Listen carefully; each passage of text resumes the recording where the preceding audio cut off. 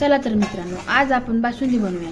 बासुंदी बनवण्यासाठी मी 1.5 लिटर दूध इथे घेतलेले। कढईमध्ये खवा अर्धा किलो खवा घेऊन लालसर कलर येईपर्यंत त्याला भाजून घ्यायचा आहे। बासुंदीमध्ये टाकण्यासाठी काजू व बदाम चॉप करून घ्यायचे। आपल्या दुधाला उकळी फुटलेली आहे। आपण आता याच्यामध्ये खवा टाकून घेऊया। आता आपण थोडा थोडा करून दुधामध्ये खवा मिक्स करून घेऊया। तुम्ही पाहू शकता खव्याला खूप सुंदर कलर आलेला आहे।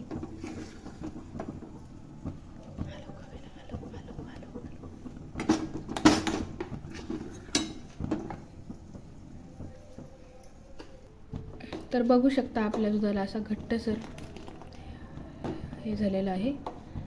पण आता गॅस स्लो करून त्याला मंद आचेवरती 5-10 मिनिटं उकळून देऊया।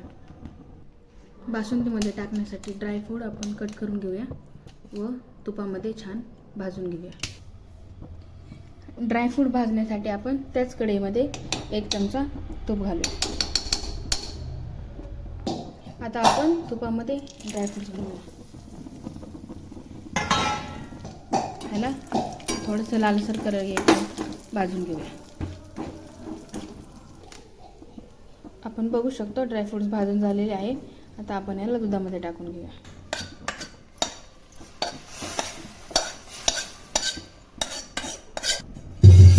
आपण बघू शकतो याला कसं दाटसर हे झालेलं आहे। मस्त त्याला 2 मिनिटं शिजवून देऊन साखर घालूया त्याच्यामध्ये। आता आपण याच्यामध्ये विलायची पूड टाकूया। साधारण 4 ते 5 विलायची घेतलेल्या आहेत आणि आपल्या आवडीनुसार साखर घालूयात।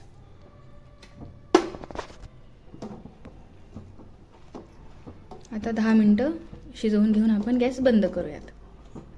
याच्यामध्ये आपण केसर घालूया। तुम्ही बघू शकता बासुंदीला कसा थिकनेस पण आलेला आहे। आपण एका वाटीमध्ये काढूया।